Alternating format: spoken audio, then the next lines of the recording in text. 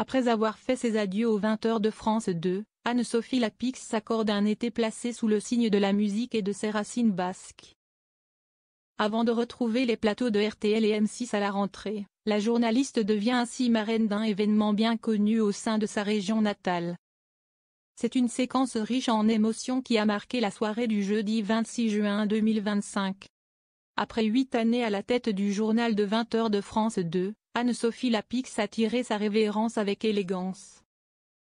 Une page se tourne pour la journaliste de 53 ans, qui aura marqué ce rendez-vous d'information de son professionnalisme et de sa rigueur. Un départ qui a été ponctué de surprises dont un best-of de ses meilleurs moments à l'antenne. Malgré l'humour avec lequel Lapix a réagi à la vidéo, elle n'a pas manqué de rappeler le sérieux de son engagement. On a beaucoup travaillé, mais beaucoup ri aussi. C'est essentiel, ces moments de légèreté, sans trop se prendre au sérieux. La journaliste a également eu un mot tendre pour son mari Arthur Sadoun, leurs 5 enfants au sens large et sa mère, qu'il m'a toujours dit de faire ce que j'aimais. Rendez-vous sur RTL et M6.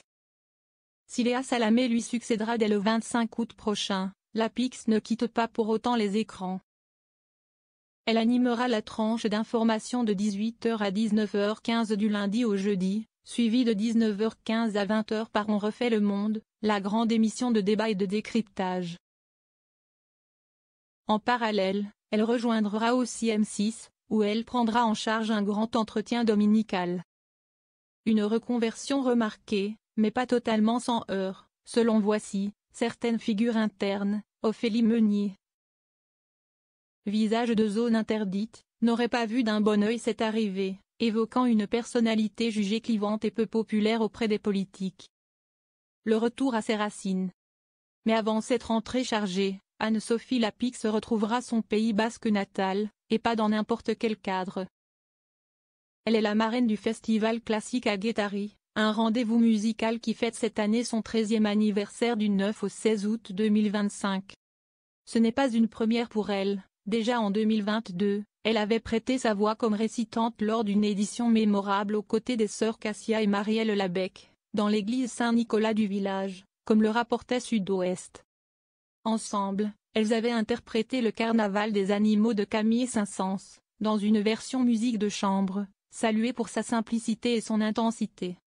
Créé en 2012 par le pianiste Aurel Martán, le festival s'est peu à peu imposé comme un rendez-vous incontournable de la musique de chambre au cœur du Pays basque. Une proximité artistique et géographique chère à Anne-Sophie Lapix, elle-même originaire de Saint-Jean-de-Luz, qui n'a pas hésité à publier l'affiche de l'événement dans sa story Instagram.